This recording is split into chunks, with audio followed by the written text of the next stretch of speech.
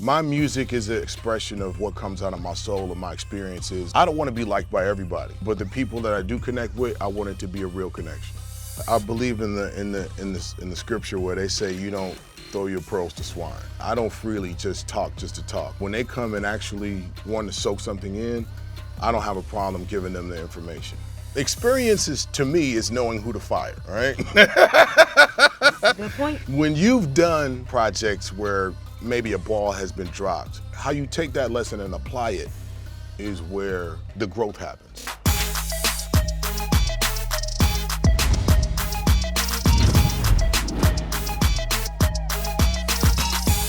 It's Loren Lorosa, this is BET Talks, and today I'm here with a legend, okay? Let me tell you, rapper, actor, businessman, mogul, icon, father. I'm actually gonna get into the credits, but first I gotta drop the name. Yeah. Mr. Xzibit is in the building with me today. Yes, how are you? Oh, I'm honored. Good. I'm feeling good. How are you? I'm good. I'm glad to be in New York. Got a lot of history here, so. You have so much history here in New York, but LA roots home where you're from. There's so much that has just recently happened in LA with all the fires and all that stuff. So how's family? Oh no, we're good. We're good. I don't live in that area. Got you. Okay. So, my people don't live in that area, but, that being said, I still feel for the residents that lost livelihoods, homes. It was a really devastating time for LA. I bet. And you mentioned having like the history that you have here in New York. Mm-hmm. And I have this icebreaker game that I want to play with you. Okay. We're going to talk about some artists, some of your colleagues, and it's like, where are they originally from? So they're known to be from one place, but where are they originally from? I want to see how much you know about Okay, this. got it. All right, so known to be from New York City's 5 boroughs, but originally from DJ Premier. Ooh, man. Wait, he's from down south though first, right? Some people would kind of take this place as southern, but not down. I think when you say down south and you think about Premier, you're probably thinking Atlanta. You need a lifeline? You can ask me for help. Yes, because I only know DJ Premier representing the city. He's originally from Texas. Yeah, that's what I thought. Yeah. Mm-hmm. Well, that's it. I was there. Some people think of Texas as southern, but I think when you think down south and anything music, people instantly go to Atlanta. As long as they got that twang, it's down south to me. Gotcha. Yeah, I get it. I understand. Yeah. And they throw the barbecue sauce and everything as well. Right. So known to be from New York's 5 boroughs, but originally from Prodigy, from Mobb Deep. I thought he was from Queens, period. Full stop. He's originally from Hampstead, Long Island. Wow. I was telling you that I'm from Delaware. Right. What, you've been to Delaware before? Yes, I have. Why? Man, come on. I've been doing this a long time. I've been to Delaware. I honestly expected you to be like, no. Yeah. Like, what is there? You was like, yeah, I have. I've actually visited. But I like to travel. So I've been to places you probably wouldn't even understand, like Tbilisi, Georgia, which is like on the other side of Kazakhstan. Like, I've been global. Well, we know. Global star, we know. Yeah. But because to me, New York is so different because the boroughs are such like a thing. It's like they're their own like state. Look, when I first came to New York, people would act like these boroughs are far away from each other. Right. You know what I'm saying? But in California, everything is far away from each other. Exactly. But it was like, I'm never going over there. I was like, bro, it's like right across the bridge. You know what I'm saying? Like, it's right there. When I lived in LA, because I was so used to sitting in traffic for so long, if you told me something was just 20 minutes away, I'm like, oh, bet, that's down the street. Yeah. In New York, it is like that. Like, right. People in Harlem are Harlem. Then it's Brooklyn. Brooklyn is like its own island. Right. Long Island is like, you might as well go to the Bahamas. It's so different there. Yeah. I was watching an interview you did, and you talked about like coming here and like taking a train and getting around and like extra different people would be like, you gonna get on a train by yourself? Yeah. Master Ace. I went to Master Ace house. Yeah, like in Brooklyn, what was it like exploring New York? Yeah. A guy from LA here. You said we knew you traveled a lot. Yeah. But like, what are some of your earlier memories of like just learning New York, like on the train, outside, like before you could pick up the phone and look at TikTok of where to go eat? Yeah. My first time coming here, it was like a new world. So I was excited. I was a brand new signed artist, putting out my first album, came here to work on, out record covers, press, doing all that stuff.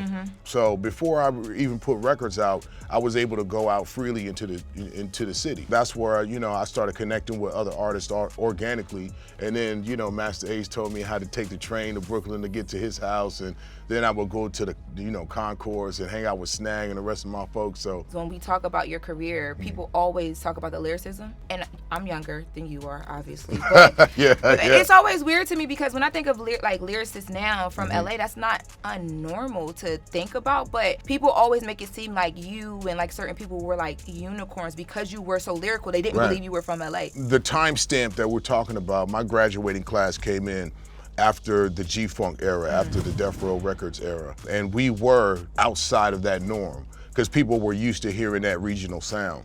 But once we started, putting out our records, and it was more of the status and the relevance of what was happening in New York with the lyricists like a Nas or a Big Pun, we appreciated that. So, if you look at our graduating class, it was myself, Razzcast, Crooked Eye, you name it. A lot of these guys came out during that time, and we wanted to do it our way. My first record that I released was Paparazzi. And, everybody thought I was from here for a minute. People couldn't believe that you weren't already engulfed in New York so much because of how you sounded and how you delivered. But that was the appeal to it. And I appreciate that because I like that kind of rap music. So when I wanted to come into the game, that's how I was delivering. I come from the battle rap scene. When we were in our element, we would just cipher all the time. They were actually call us backpack rappers at the time. And then when our records started selling, then we had to, we had to identify ourselves, and that was the mark. When you thought about, okay, what I want my sound to be, how I want people to gravitate toward me, did you say, I want to come out super lyrical, or was that was your ability and that's what you did? Was that yeah, that was it. You hit it right on the head. That was exactly my forte. It was always about the hop. It was always about pushing the envelope and what does the pen do. It's like such a time for LA right now, West Coast music right now. I know that has to feel good for you as such a lyrical artist. I know with Kendrick, a lot of conversations that he's having around the Super Bowl performance, he said he's just happy that lyrical music is back at the forefront of being given the award. As a person that comes from that background of music, do you kind of appreciate more of what he's doing? Or there's a couple things. First, let me start by saying Kendrick Lamar is a phenomenal artist. And I think the best part of what's happening right now is that in a world where hip hop seems to be chasing the same exact sound and chasing the same exact exposure and basing their success or failures off of what they see on social media, Kendrick is unapologetically doing his sound his way. Right. And I think for him to be able to stand out the way he is, it gives fuel and it gives me hope for the future artists that are coming up. Because in my graduating class, when we came out, that it was going to be a benefit to be, original, right? Nobody wanted to sound like anybody else. Right. And so now, with the success of Kendrick Lamar, they are pushing an envelope that where everybody's going left, they're going right, and vice versa. And so, to talk about the Super Bowl performance, I think it was excellent. I think Kendrick already said that he wants to make music that makes people think. That's exactly what he's doing. People are arguing about semantics when it's like, at the end of the day, this was a huge platform. Right. You know what I mean? I think people miss that fact of everybody doesn't get to do a halftime show. Right, and everybody's not rooting for hip hop, period. Yeah. So instead of warring within, I think everybody can take that and be proud of this moment. I don't think it's being seen that way. I think people have ulterior motives of why they don't support Kendrick Lamar or his efforts or what happened at the Super Bowl. At the end of the day, whether you hate it or love it, it was a win for hip hop. 100%. Now, when we talk about your career, I think one of the biggest things that people will know is Pimp My Ride. And watching you in their houses, I know I used to watch you turn it on, and it made you want to be a part of the MTVs, the BETs, that era of you were a jockey, even though it was so different of how you were doing it. You kind of had a second wind of your career after music kind of was moving differently for you.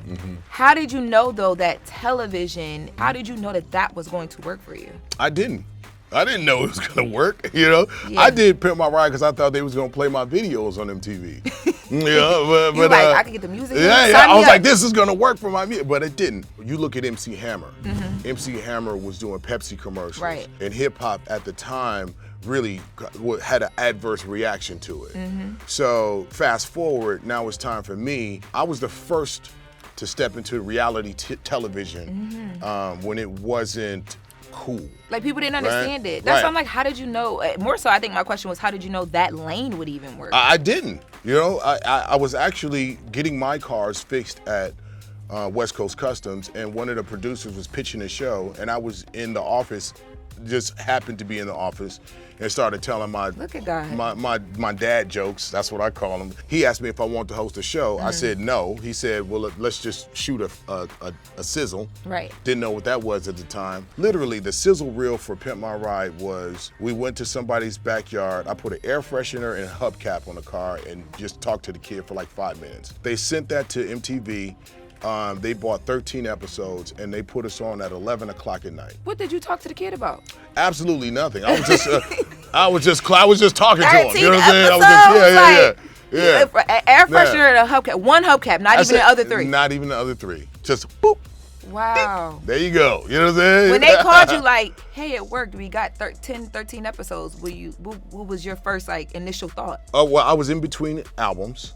I was like, okay, yeah, let's see what happens. So we filmed the first season, and from there, it just took off. There was a tug of war between, you know, in my thought process, between what I wanted the world to know me for and what they were gravitating to. I had worked all this time and all this energy in order to provide the world with my music, and I'm Xzibit, and I'm this hardcore, and this is my music, and this is what I want to be known for. And Sip the voice too, I hear it. Oh, thank you. And now Pimp My Ride is starting to not eclipse what I've done already, but now more households are being known around the world for my character.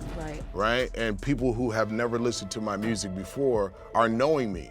You know, I'm in Italy, I'm in France, and you know, I got soccer moms coming up and, you know, freely jumping in my circle and just talking to me. I'm like, oh, what the hell is going on? Like, what was that culture shock like for you? Of like, because at that point you're an artist and you have global fans. TV is just still different. Like, there's something different about when you're in someone's home at the same time every single day and they lock in with you. What was that for you to experience in that? I was too close to it at the time to appreciate what it was. Wow. And so I was frustrated because I didn't get to tour. I was on a film schedule. I had to be in a certain place all the time.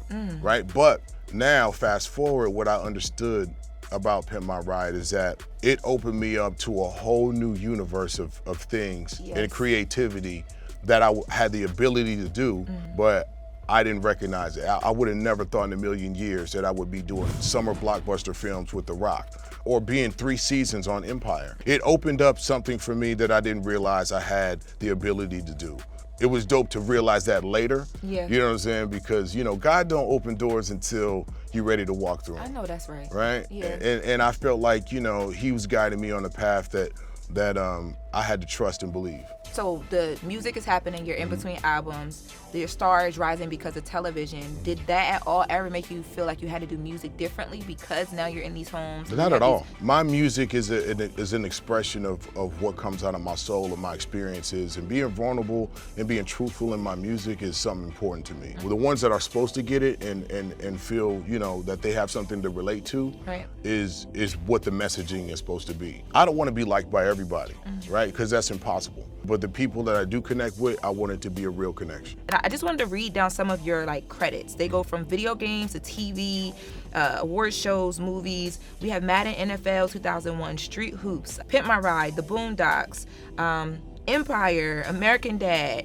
Broken Ground. Like, as these credits are rolling in, at any point do you say to yourself like, whew, look at all of this, like I did it? Like, is there ever that, or are you always like that where you're just so focused on what's next? No, I never look behind me. I think the things that I've been involved with, I had a real specific interest in it, and I don't put myself in things that I don't have an understanding of. So video games, I love gaming. I want to figure out how to create, or where's my space? Where's my contribution to this genre? When you push yourself and you apply your talent into not just what you are comfortable with doing, but getting in uncomfortable situations and rising to that occasion. I still get that kind of feeling that I do for making music, that I do making film and television, video games, and whatnot. Making music now for you, is it something that you do because I mean, you don't need the money. You're good over there. Success, you have it.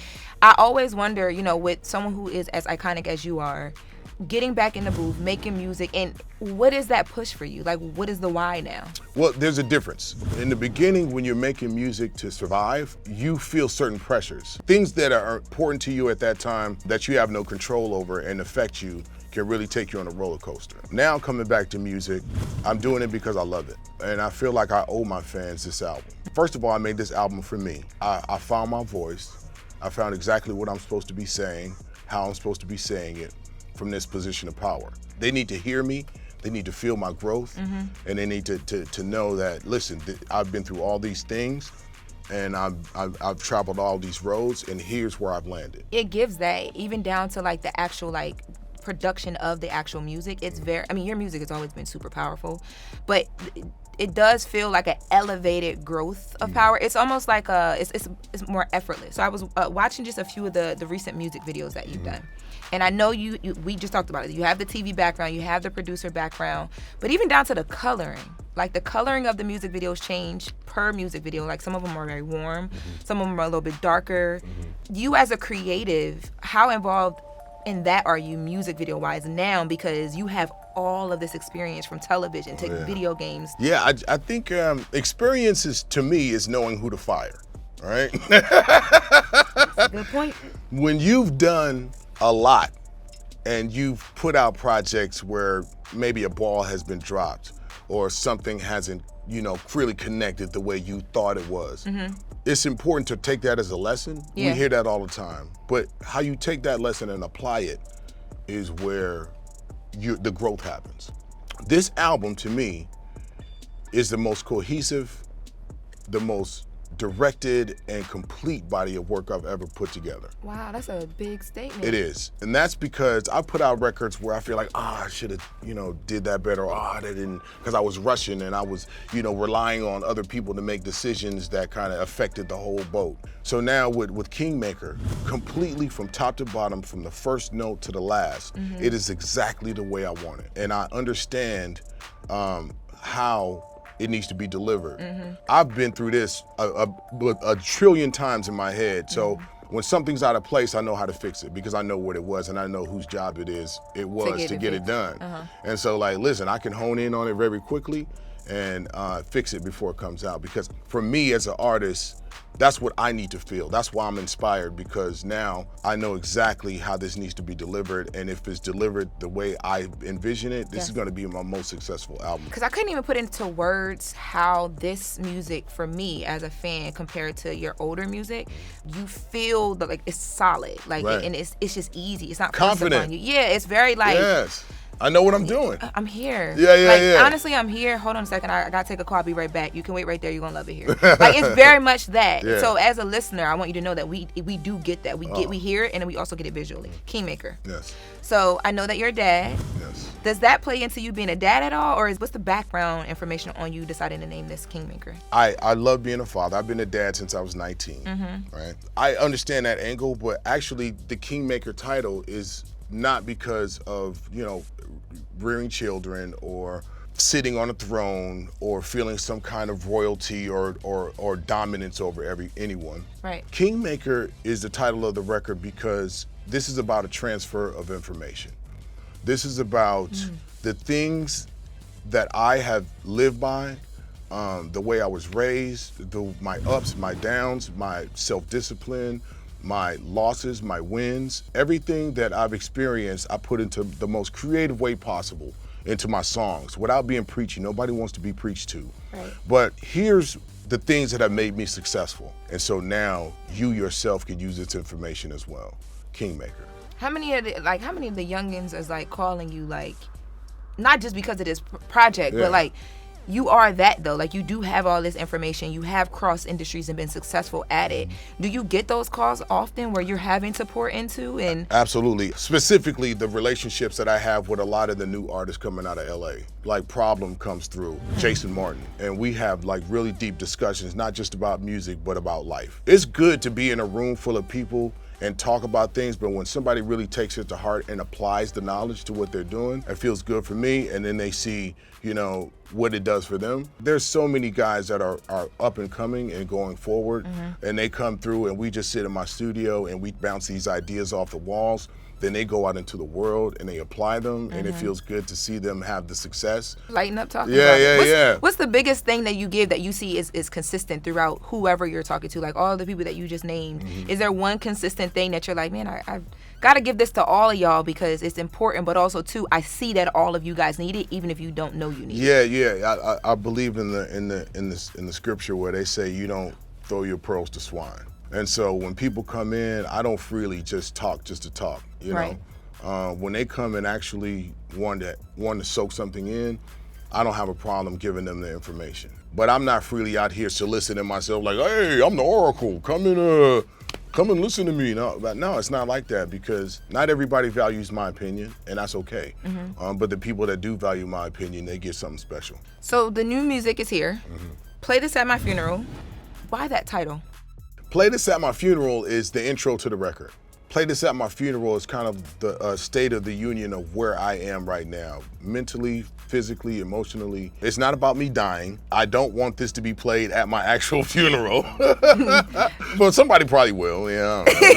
My homies are like that, you know what I'm saying? But Play This at My Funeral is like, it's a statement. It's a statement of, here is where my final thought process is. Yes. This is what I believe, this is what I stand on, and this is how I feel about the status of everything that I'm witnessing right now. Everywhere I go. Talk to me about that. Everywhere I go as a party starter, I've never been a big radio guy. I've never been a top, Billboard guy, whatever, but I've been here and been able to sustain myself by rocking the shows. You got energy. Yeah, I will burn it down on stage. Yep. That's what my audience is. So everywhere I go is basically a way to rock the show. I love the video, I love the visual, but really that's to punch a hole in the stage. No, so you ready to get back on stage? That's a big. I never left the stage. I've been touring. Now, when it comes to Been a Long Time. Been a Long Time Part 2. Been a Long Time Part 2. Yeah. First, the decision to even make a Part 2. Why? And then also too, like working with Jen M. What's that process like, dealing with the collaborators and different people? So when I got this record, it was produced by Dim Joints, and Jen M is a new artist. She just had a really big voice. She's a tiny thing, but this big voice comes out of her, and it was really dope to collaborate with her. In fact, through the whole album, there's a real good balance of legacy artists, people that you already see me work with, along with new artists that I believe have a really bright future. To answer your question about why I do a part 2 of it, it felt like that. When I first heard the Battle Cat beat, and the way the nostalgia happened and hit me, I was like, oh, this feels like a continuation of that record. Even when you play them back to back, if you go get the first one and then play that one afterwards, they actually feel like continuation. Correct, yeah. And Shut Your Mouth. Now this one, my mom is a big fan. Yeah. And I sent this one to her, and she, this is her song now. Oh yeah. My mom be like, cause she likes the music where you could really. So this is her song. That is a traditional West Coast beat, produced by Battle Cat, featuring Compton AV. Yes. We needed that. The whole album it doesn't sound like that, but I knew we needed that sound. Just simply because of the people who have already come with me this far.